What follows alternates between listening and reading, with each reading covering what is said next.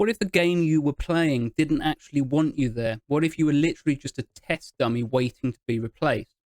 Today we're talking about Try Again, a very short, totally free indie platformer on Steam that took me, no joke, about 17 minutes to finish, and yet somehow stuck with me more than some 30-hour AAA releases. It's stylish, it's clever, it's got that Prince of Persia meets another world movement, and even a bit of Portal's trapped in a testing facility vibe. And honestly, if the developers expanded this into a full game, I'd be there on day one. Let's break down why a 17-minute platformer is absolutely worth your time. Try Again is a 2.5D puzzle platformer developed and published by The Rejects. It's available on PC via Steam, completely free, and it feels like a modern tribute to those early cinematic platformers with rotoscoped movement and deliberate animations.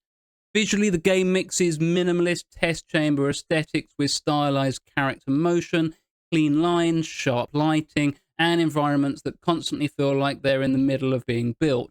The tone is fast, clever, and a little surreal. If you grew up on classic PC platformers, you're going to feel immediately at home here. Try Again has a simple but surprisingly engaging premise. You play as Benny, a test character inside a game that's not quite finished. Think of yourself as the crash test dummy for an indie dev team. Your moves, your jumps, your abilities, they exist because someone is testing systems on you, and the person testing you, an unseen force, calls the designer.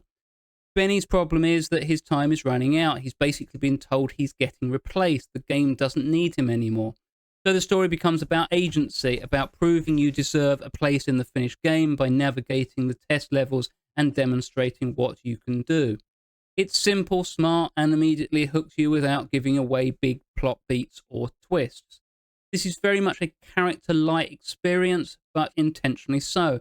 Benny is expressive through animation, not dialogue. His movements and reactions carry personality, hesitant at first, determined later. The designer, the unseen antagonist / authority, speaks more through world designs than words. Rooms shift, platforms behave strangely, and environment feels like it's constantly judging you. There's no huge cast, no deep character roster, just a focused story about one character fighting for relevance in a world that's trying to delete him. Try Again is short, but it has a surprising amount to say. Themes of being replaceable, fighting for identity, the chaos of game development, and a world that literally reshapes itself while you're inside it. It has that meta-game energy where the rules you follow are part of the story. The tone balances playful charm with a little existential pressure. Nothing heavy, just enough to make the short run memorable. The best way to describe it, it feels like running through the back end of a real video game. Early game, the opening teaches you movement slowly and deliberately, basic jumps, ledge grabs, and some light physics puzzles. Movement feels smooth and deliberate, very much inspired by those old school platformers, animation driven but responsive enough not to frustrate. You'll quickly notice the environment shifting around you, platforms that spawn in, dissolve, or behave like they're being prototyped in real time. The mid-game is where the game introduces more complex traversal, timing-based platforms, dangerous obstacles, quick reaction jumps. Things get more frantic, but never unfair. Every room is a bite-sized puzzle that rewards reading the environment instead of brute forcing it. You start to feel that it has a playable concept pitch for a much larger game. The late game, well, near the end, you're chaining moves more confidently. The game asks you to combine skills you learned earlier, and while nothing is extremely difficult, it feels satisfying, deliberate. It ends quickly, but ends well, short, polished, clean. It leaves you thinking, I'd absolutely play a full-length version of this. For a free 17-minute indie game, Try Again punches way above its weight. Here's why. Cinematic platformer movement. If you love the style of Another World, Flashback, or the original Prince of Persia, you'll instantly recognize the DNA here. Portalesque sense of place, the test chamber concept, the unstable environment, and that feeling that someone is watching. It's subtle but effective. The meta-narrative. You're not just escaping danger, you're escaping the trash bin of development.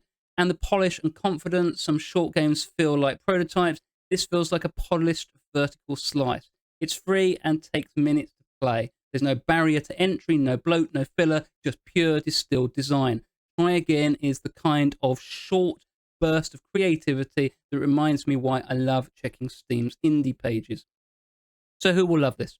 fans of classic cinematic platformers, players who enjoy short indie experiences, people who like testing environmental ideas, anyone who loves metagame narratives, and speed runners looking for tight movement and short runs. If you like games that get in, make their point, show you something cool and get out, you'll absolutely enjoy Try Again. Try Again isn't trying to be a blockbuster. It's not trying to keep you grinding for hours. It's focused, stylish slice of platforming creativity wrapped in a meta-narrative that works better than it has any right to. For me, it hit the sweet spot of nostalgia, clever design, unique presentation, a world that feels bigger than the runtime. If the devs ever expand into a full game, I'll be the first in line. Do yourself a favor. It's free, it's short, and it's absolutely worth your time. If you enjoyed this review, hit the like button, subscribe for more short game spotlights, and drop a comment telling me which free Steam game I should check out next. And always,